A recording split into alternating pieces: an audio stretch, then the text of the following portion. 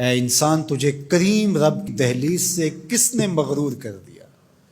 کیوں دھوکے میں مبتلا ہو گیا؟ مالک کی دہلیز چھوڑ کے بھاگ گیا۔ ما غرک بربک الکریم، کریم رب سے تجھے کس شے نے مغرور کر دیا؟ بھاگے ہوئے کو کوئی یوں بھی آواز دیتا ہے؟ کبھی پولیس کو تعاقب کرتے دیکھا ہے مجرموں کا؟ کبھی سخت گیر استاد کو شاگرد کے ساتھ سختی کرتے دیکھا ہے؟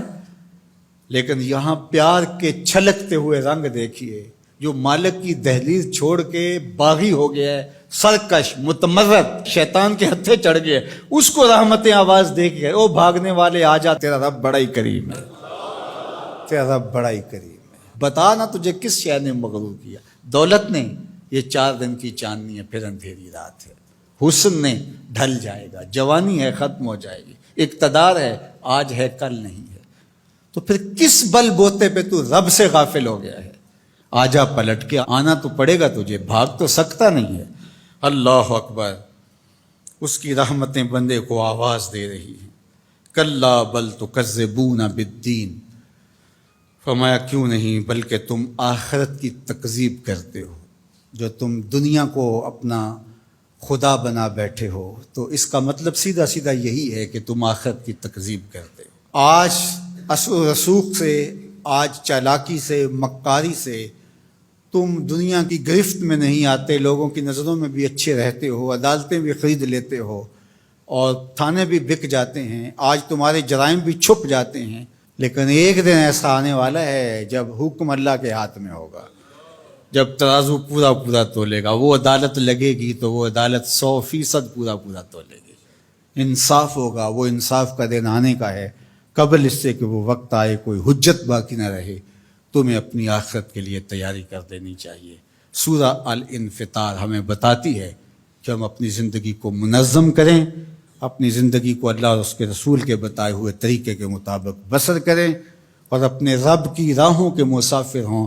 جتنے بھی جرم کیے ہیں، وہ کہتا ہے میرے بندے میں کریم ہوں، آجا پلٹ کے۔ یہ نہیں دیکھوں گا تو نے جرم کتنے کیے، یہ دیکھوں گا تو پلٹ کے میری دہلیز پہ آ گیا ہے۔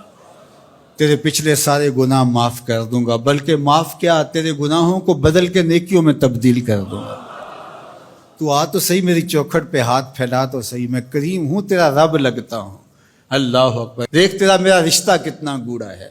دیکھیے ماں کا بیٹے کے ساتھ جو رشتہ ہے، دنیا کے کسی ترازو پہ اس رشتے کی پیمائش ہو سکتی ہے؟ مائیں کتنے دکھ نہیں جھیلتی، کتنی تکلیفیں گوارا نہیں کرتی، لوگوں کے گندے کپڑے دھو رہی ہوتی اپنی اولاد کا پیٹ پالنے کے لیے۔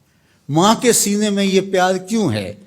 آپ سب کا ایک جواب ہوگا، اس لیے کہ ماں نے اولاد کو جنم دیا ہے۔ جس ماں نے جنم دیا ہے وہ اتنا پیار کرتی ہے، تو جس رب نے خلق کیا ہے وہ کتنا پیار کرتا ہوگا۔ تو جنم دینے والی کے پیار کا ٹھکانہ کوئی نہیں، تو جس نے دستے قدرت سے بنایا ہے، جو خالق ہے، اس کا بندے کے ساتھ کتنا پیار ہے۔ تو ماں کی گود چھوڑ کے بچہ بھاگ جائے، کتنا بھی نالائق ہو، ماں انتظار کرتی ہے، پتر آ جا، اتنی ٹھنڈی چھاؤں کہیں نہیں ملے گی۔ تو ماں چاہتی ہے بچہ جتنا بھی بڑا مجرم ہے آ جائے پلٹ کے، تو رب نہیں چاہتا کہ میرا بندہ پلٹ کے آ جائے۔ تو ماں کہتی ہے پتر آ جا، اتنی ٹھنڈی چھاؤں کہیں نہیں ملے گی۔ تو مالک کیا کہتا ہے، یا ایھا الانسان ما غرک بربک آ جا آ جا، میں بڑا ہی کریم ہوں۔ میں یہ بھی نہیں کہوں گا کہ تو نے یہ جرم کیا تھا، تو آ گیا، یہ